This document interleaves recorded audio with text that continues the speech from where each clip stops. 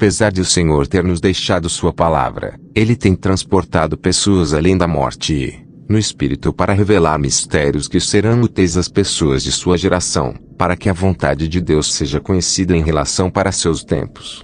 Cada geração deve conhecer a vontade de Deus para seu tempo e o que deve acontecer em sua geração. Estamos nesta terra para ler os sinais dos tempos e nossa geração é o momento mais difícil desde a história da Bíblia. Mas entenda isso. A Bíblia diz em 2 Timóteo 3, 1-2. 1. Sabe, porém, isto, que nos últimos dias sobrevirão tempos trabalhosos. 2. Porque haverá homens amantes de si mesmos, avarentos, presunçosos, soberbos, blasfemos, desobedientes a pais e mães, ingratos, profanos. Até a Bíblia diz que o conhecimento aumentará nesta geração. Daniel 12, 4. E a iniquidade aumentará. Mateus 24:12. É por isso que o Senhor revela mistérios que não foram dados às gerações passadas nestes tempos difíceis da humanidade, para que a igreja moderna possa compreender o que está acontecendo e o que está para acontecer. Existem câmaras de restituição. Meu irmão, quando você roubou o dinheiro de alguém, você tem que devolver o que roubou. Você não pode ir à igreja e dizer, eu dou a oferta de restituição, se você souber onde a pessoa mora. Se você fizer isso, estará acumulando mais pecados. Você pode dar uma oferta de restituição quando não houver maneira de estabelecer contato com a pessoa que você deve. Depois de visitar as câmaras de restituição e música do inferno, o Senhor me conduziu às câmaras dos condenados da igreja. Esta é a prisão das pessoas que vão à igreja, a prisão dos membros da igreja. A Bíblia diz que o Senhor virá para uma igreja sem mancha. Efésios 5:27 para que ele apresentasse como uma igreja gloriosa, sem mancha, nem ruga, nem coisa semelhante, mas que deve ser sagrado e sem mancha. Eu estava caminhando com o Senhor no inferno, uma região vulcânica onde almas são calcinadas e inúmeras almas choravam. Em cada câmara, havia inúmeras almas condenadas em tormento. Eu estava neste lugar horrível onde essas almas foram condenadas para sempre. E o Senhor estava em lágrimas. Continuei dizendo, se fosse eu naquele lugar, não suportaria essa dor. Eu estava aterrorizado. E o Senhor me disse, este lugar é insuportável. Eu dei minha vida pela salvação da humanidade. A vida do homem está ligada ao que ele faz e aos lugares para onde vai. Não se esqueça do que você vê e diga ao meu povo o que você vê, pois a vida do meu povo depende disso. Eu sei que você é fraco na carne, mas não seja complacente, pois não derramei meu sangue em vão. Não acrescente a este testemunho, você contará exatamente o que viu. Eu vi demônios se movendo neste túnel do inferno. Esses demônios estavam segurando crânios humanos. Eles estavam se regozijando por ganhar as almas dos homens. Os demônios são vencedores de almas, ao contrário da maioria dos cristãos. O Senhor disse, o objetivo de Satanás é seduzir as pessoas do mundo, mostrando-lhes a glória deste mundo como se este fosse o melhor que eles poderiam ter. O diabo está dizendo à humanidade que o melhor é a vida neste mundo. Mateus 4:8. Novamente, o diabo o levou a um monte muito alto e mostrou-lhe todos os reinos do mundo e sua glória. 9. E disse-lhe, tudo isto te darei, se te prostrar e me adorar. Nesse túnel, havia um cheiro ruim. Finalmente chegamos a esta câmara destinada a membros de igrejas. Eu vi um portão enferrujado onde estava escrito, Câmaras dos Condenados das Igrejas. O Senhor disse, este é o lugar para pessoas que vão às igrejas e afirmam pertencer a mim. Eu disse, Senhor, até as pessoas que vão à igreja estão aqui. O Senhor disse, esses membros das igrejas não estavam guardando minha palavra e meus princípios. Eles falharam em fazer o que eu queria que eles fizessem. Existem dois tipos de membros de igrejas. Eles são aqueles que adoram em minha vontade e aqueles que me adoram sob minha ira. Os tormentos nestas câmaras de membros da igreja são mais intensos do que todas as câmaras do inferno. Quanto mais avançarmos, mais severa será a punição. Quando o portão dessas câmaras foi aberto, um fogo inexplicável e terrível irrompeu do portão. Eu ouvi gritos de milhões de membros de igrejas que estavam cativos aqui. Eu vi demônios voando neste lugar. Eles disseram a esses cristãos, alegrem-se. Este é o seu reino para sempre. Vocês, frequentadores de igreja que viviam em pecado, Estavam cumprindo nossa ordem e a vontade de nosso mestre. Você seguiu nossos caminhos e fez coisas que pedimos que você fizesse. Alegrem-se. Amado, eu vi um poço de fogo e inúmeros cristãos dentro desses poços de fogo. Esses poços são construídos graças à vida pecaminosa que as pessoas vivem na terra. Quando você está vivendo em pecado, você está construindo sua cova no inferno. Quando entramos nesta câmara, vi uma região montanhosa e a lava estava espirrando e foi vomitada por crateras. A escuridão era total e o lugar estava iluminado pela lava que fluía. Houve gritos de incontáveis ex-membros de igrejas que perderam suas almas. E vi demônios regozijando-se e dançando por enganar e enganar esses cristãos. Irmão, nesta batalha por suas almas, não se deixe enganar pelos demônios. Quando entramos nesta câmara, vi um quadro onde uma lista de pecados era exibida. Esses pecados levaram os cristãos a esse terrível lugar de tormento. Meu irmão, esses cristãos que perderam a batalha estavam em uma situação insuportável. Suas almas estavam acorrentadas na cova de fogo, que era sua prisão e sua morada eterna. Quando nos viram, imploraram ao Senhor que os libertasse. Eles disseram: Senhor, lembra-te de nós. Nós te servimos. O Senhor disse: tarde demais, tarde demais. O julgamento caiu. Diante desse horror, comecei a chorar. O Senhor disse: trabalhei para a igreja. Mas veja como meu povo está caindo aqui. Eu disse: Senhor, foi-nos dito que aqueles que vêm para a igreja têm uma parte no seu reino. Somente aqueles que fazem a minha vontade têm uma parte no meu reino, disse o Senhor.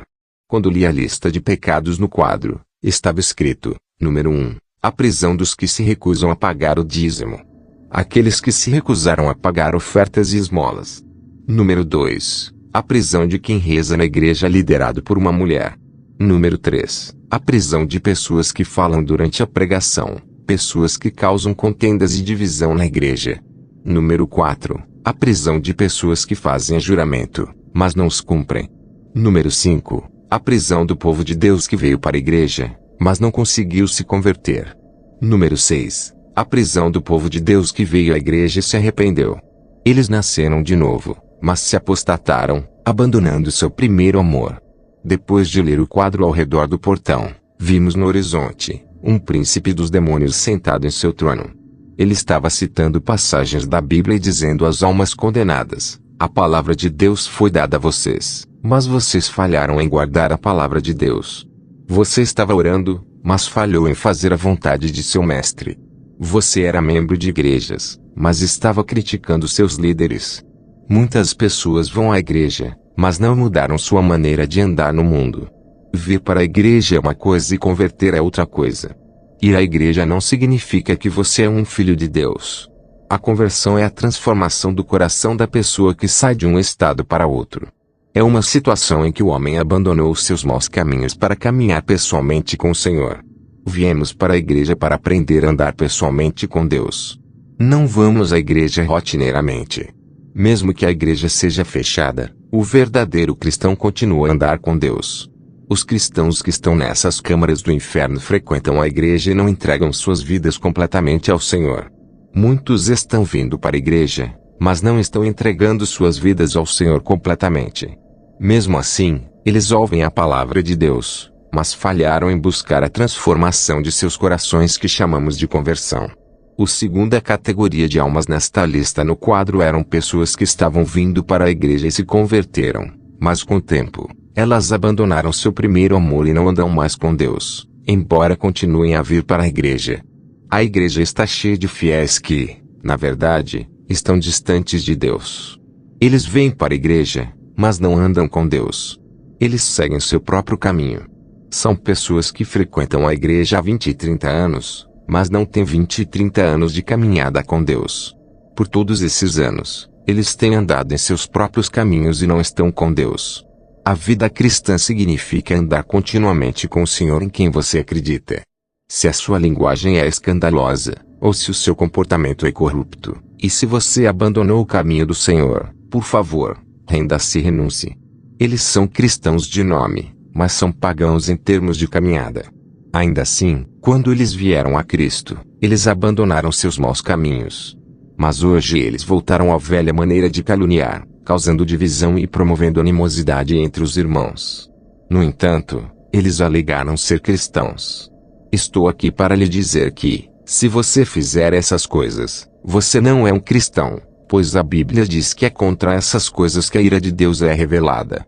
É por causa desse comportamento que o nome do Senhor é insultado em seu local de trabalho, sua vizinhança e em sua casa.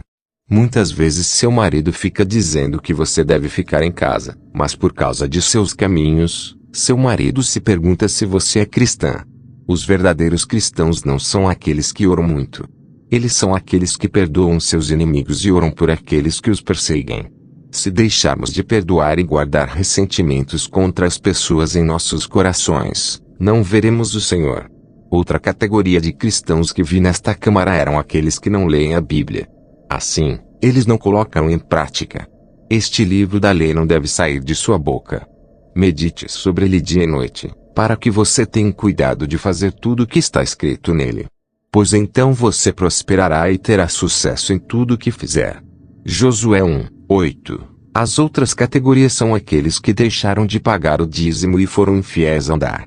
O Senhor me conduziu a um homem que estava em tormento. Quando ele viu o Senhor, ele disse: Senhor, tem misericórdia. Eu reconheço que fiz algo errado. Decidi consertá-lo. Dê-me um segundo para pagar o dízimo que roubei. O Senhor disse: quando você estava no mundo, por que deixou de pagar o dízimo? É tarde demais. O julgamento caiu. Eu vi em sua cova, havia dinheiro que exigia justiça, e o homem estava esquelético e queimado pelo fogo que saía da cova. Eu disse: Senhor, o que ele fez? O Senhor disse: quando ele estava no mundo, eu costumava abençoá-lo, mas ela não pagava seu dízimo.